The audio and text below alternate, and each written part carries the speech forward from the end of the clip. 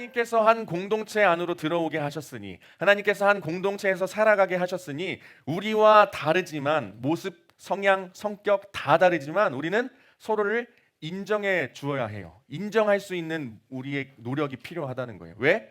하나님께서 우리를 그 하나의 공동체 안으로 들어오게 하셨으니까. 예수님의 12제자는요, 정말 한 사람 한 사람 놓고 보면은 와, 이 사람들이 어떻게 한 공동체, 예수님의 12제자라는 공동체 안으로 들어와서 예수님과 함께 했을까라는 이런 생각을 품을 수 있을 정도로 정말 다른 사람들이 모인 공동체가 바로 예수님의 제자 공동체였어요. 우리가 섬기고 있는 하나님 한 분, 주님은 한 분이시고 우리가 섬기는 분은 같기 때문에 우리는 주 안에서 직분은 다르나, 우리가 하는 일들은 다르나, 우리의 모습은 다르나 우리는 하나가 돼야 한다는 거예요. 누구 안에서요? 주 안에서. 누구 안에서? 우리 하나님 안에서 우리는 하나가 되어야 한다는 거예요.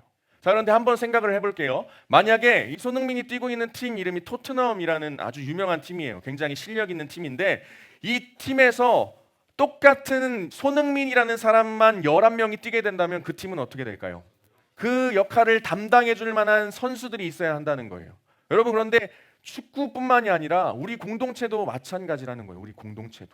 이렇게 우리는요, 완전히 나랑 똑같은 사람은 우리 삶에서 살펴볼 수가 없어요. 하지만 그 사람은 그 사람 나름대로 인정을 해줘야 된다는 거예요.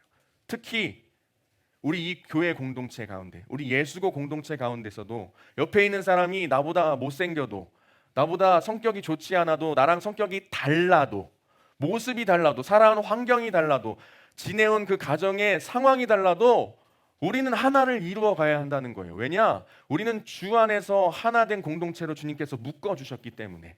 우리는 우리 각자의 모습들이 어우러질 때에 하나를 이룰 수 있다는 거예요. 내 옆에 있는 사람을요, 미워하지 않으셨으면 좋겠어요. 나와 다르다고 무시하지 않으셨으면 좋겠어요. 인정해 주시면 좋겠어요. 인정하고, 아, 하나님께서 우리 공동체를 위해서 보내주신 나의 친구구나, 나의 선생님이구나, 나의 전도사님이구나 라고 인정해 주면서 우리 한 공동체를 이루어가는 것이 하나님께서 정말 원하시는 우리의 모습이라는 거예요. 구박하지 말고 사랑해 주고요, 미워하지 말고 품어 주고요, 갈라지지 말고 용서해 주고요. 여러분, 이런 모습을 통해 우리는 하나로 이루어져 나갈 수 있다는 거예요. 그 얼마나 아름답고 즐거운가.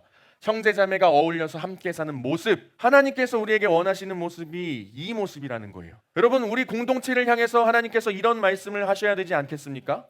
너희를 보니 즐겁구나, 기쁘구나 라는 이런 말씀을 하시게끔 우리도 그에 합당한 삶의 모습을 살아내야 한다는 거예요. 여러분, 마태복음 22장에는요, 여러분 잘 알고 있는 말씀이 있죠. 내 이웃을 내 몸과 같이 사랑하라. 내 이웃을 사랑하라고 예수님께서 말씀하고 있어요. 우리 사순절 기간 동안에는요, 우리를 위하여서 오신 예수님을 더욱더 묵상하고 예수님의 제자로서의 삶을 더욱더 살아가는 그런 모습으로 살아가는 날이 바로 사순절이에요. 자, 그런데 여러분, 예수님께서는요, 우리에게 성경을 통해 말씀하실 때 이 단어를 정말 많이 사용하세요. 우리. 여러분, 예수님께서 이 땅에 오신 이유는 무엇입니까? 우리의 죄를 사하시기 위해서, 우리 죄를 사해 주시기 위해서, 우리를 구원해 주시기 위해서 계속해서 우리라는 단어를 사용하시는 거예요. 우리 아버지, 우리에게 일용할 양식을 주시고, 우리 굉장히 많은 단어, 많이 볼 수 있는 단어가 우리라는 단어예요. 예수님께서도 얼마나 이 공동체에 대해서 중요하게 생각했는지 아시겠습니까?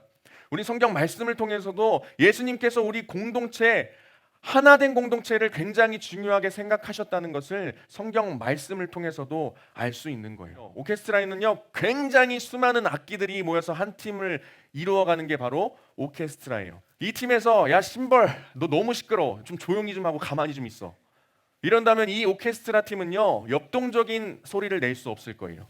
웅장한 소리를 낼 수 없을 거예요. 임팩트 있는 소리를 낼 수 없을 거예요. 또 반대로 캐스터네츠, 트라이앵글 이런 악기들에게 이 조그만 것들을 어디 악기 같지도 않은 악기를 가져와 가지고 치고 있냐라고 하면서 너네 가만히 그냥 있어라 한다면요, 세밀하고 아름다운 소리를 내는 오케스트라 팀이 될 수 없을 거예요. 여러분, 이게 우리 공동체라는 거예요. 다르지만 그 악기들이 모였을 때 굉장히 웅장하고 아름다운 소리를 내는 오케스트라 팀으로 어우러져서 많은 이들의 귀를 기쁘게 하고 즐겁게 하는 연주를 할 수 있다는 거예요.